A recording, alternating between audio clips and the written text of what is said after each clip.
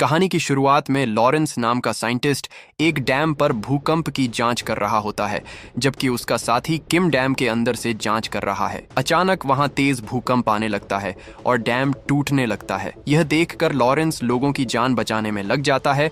वहीं किम भी तेजी से भागते हुए डैम से बाहर निकलने की कोशिश करता है।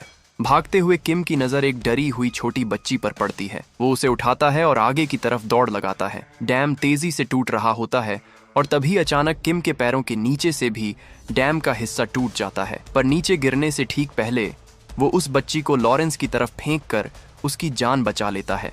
जब किम पीछे मुड़कर देखता है तो उसके पांव में एक लोहे की रॉड घुस चुकी होती है। उसे समझ आ जाता है कि अब उसका बचना नामुमकिन है। वो उस बच्ची को प्यार से देखता है और कहता है, अपनी आंखें बंद कर लो। इसके बाद पूरा डैम ढह जाता है, लेकिन किम की महान कुर्बानी से उस बच्ची की जान बच जाती है। इसके बाद सीन बदलता है और हम एक कार को देखते हैं जो एक्सीडेंट के कारण पहाड़ के बिल्कुल किनारे पर लटकी हुई है। उसके अंदर एक डरी हुई लड़की फंसी है। उसे बचाने के लिए एक रेस्क्यू हेलीकॉप्टर भेजा जाता है, जिसे हमारा हीरो रे चला रहा होता है। रे लोगों को बचाने में बहुत माहिर है और इससे पहले भी करीब 600 लोगों की जान बचा चुका है। जब रे की टीम उस गाड़ी के पास पहुंचती है तो वे देखते हैं कि गाड़ी काफी दूर है और वहां तक रस्सी नहीं पहुंच सकती। लेकिन रे हार नहीं मानता। वो एक बड़ा रिस्क लेता है और हेलीकॉप्टर को तिरछा करके बिल्कुल नीचे घाटी में ले आता है। अब हेलीकॉप्टर खतरनाक पहाड़ों के बीच उड़ रहा होता है। रे का एक साथी हेलीकॉप्टर से नीचे उतरकर गाड़ी में हुक लगाने की कोशिश करता है, लेकिन तभी गाड़ी स्लिप हो जाती है और उसका साथी नीचे ही फंस जाता है। गाड़ी के खिसकने से हेलीकॉप्टर पर भी बहुत ज्यादा प्रेशर पड़ने लगता है। रे समझ जाता है कि अब उसे खुद ही कुछ करना होगा। वो को पायलट को कंट्रोल सौंपता है और रस्सी के सहारे खुद नीचे उतर जाता है। अपनी पूरी ताकत लगाकर वो गाड़ी का दरवाजा खोलता है और उस लड़की को बाहर निकाल लेता है, जिसके तुरंत बाद हेलीकॉप्टर गाड़ी को छोड़ देता है। इस तरह रे उस लड़की और अपने साथी दोनों को बचा लेता है। अपना काम खत्म करके रे घर लौटता है, जहां वो बिल्कुल अकेला रहता है और अपनी फैमिली की पुरानी तस्वीरें देखने लगता है। दरअसल रे पहले अपनी पत्नी एम्मा, बेटी ब्लैक और छोटी बेटी मैलोरी के साथ एक बहुत ही खुशहाल जिंदगी जी रहा था।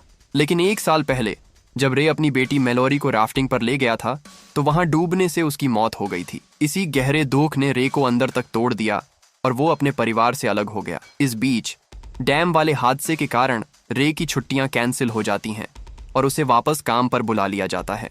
ड्यूटी पर जाने से पहले रे अपनी बेटी ब्लैक से मिलने जाता है, पर वहां उसकी मुलाकात एम्मा के नए बॉयफ्रेंड डैनियल से होती है। उसे वहां देखकर रे को काफी गुस्सा आता है और वो वहां से काम पर निकल जाता है। इधर ब्लैक भी डैनियल के साथ सैन फ्रांसिस्को के लिए निकल जाती है।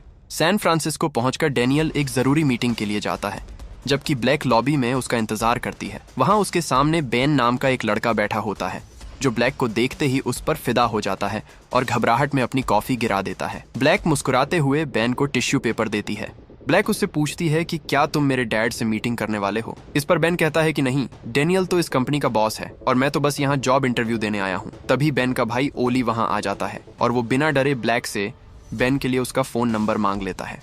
यह सुनकर ब्लैक हंसने लगती है और बेन शर्म के मारे उसे चुप कराता है। ओली कहता है कि मुझे पता है, जब हम यहाँ से चले जाएंगे तो तुम पछताओगे कि तुमने नंबर क्यों नहीं मांगा। तभी वहाँ एक लड़की आती है और बेन को उसके इंटरव्यू के लिए अंदर बुला लेती है। जैसे ही बेन वहाँ से जाता है, ओली ब्लैक से दोस्ती कर लेता है।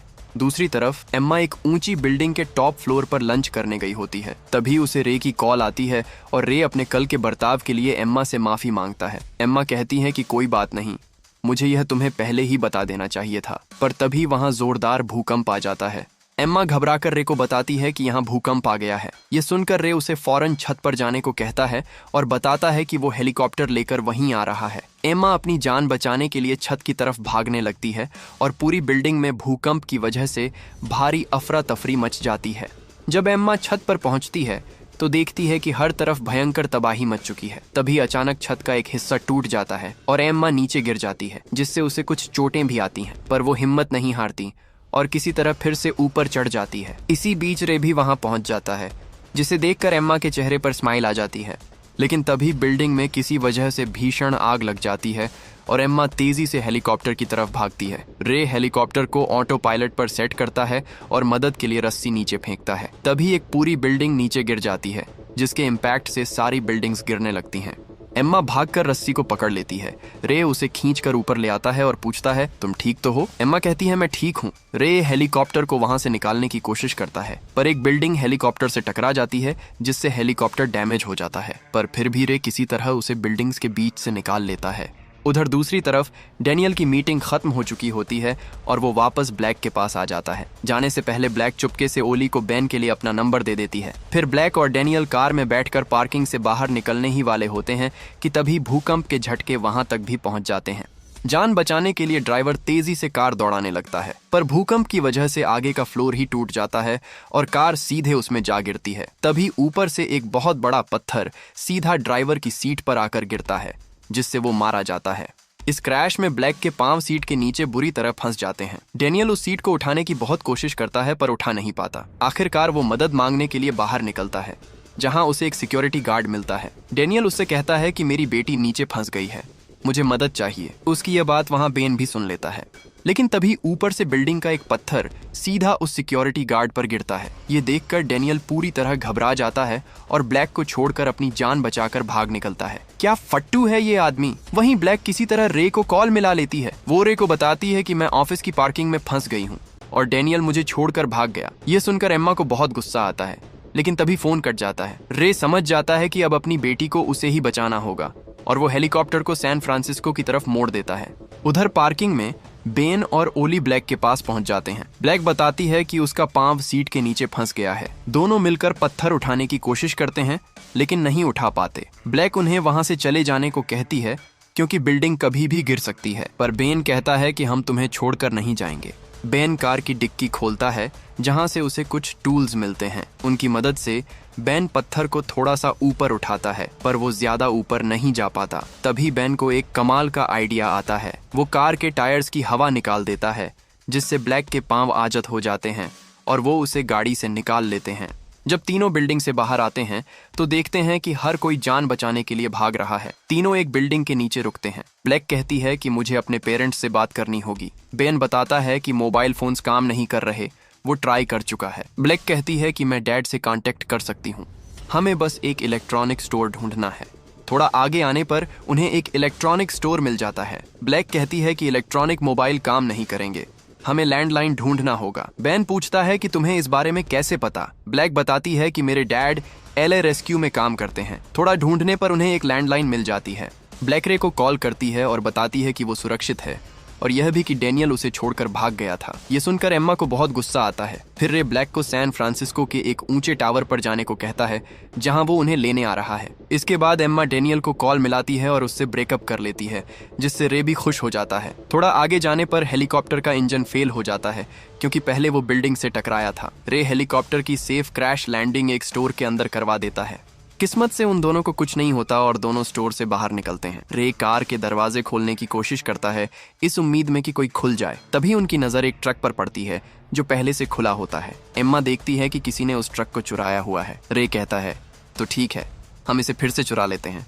तभी एक आदमी रे के सिर पर गन तान देता है। रे के पास टाइम नहीं होता, इसलिए वो एक ही पंच में आदमी को ढेर कर देता है और ट्रक लेकर निकल जाता है। जब वो सैन फ्रांसिस्को के करीब होते हैं तो रे देखता है कि दो बूढ़े लोग उन्हें गाड़ी रोकने का इशारा कर रहे हैं। रे ब्रेक लगाता है, पर बाहर आकर हैरान हो जाता है, क्योंकि भूकंप की वजह से जमीन के बीच बहुत गहरा सुराख हो गया होता है। रे उस कपल के पास जाता है, उन्हें थैंक्स बोलता है और सैन फ्रांसिस्को जाने का कोई और रास्ता पूछता है। आदमी रास्ता बताता है, पर उसके लिए उन्हें फिर से 70 मील पीछे जाना होगा।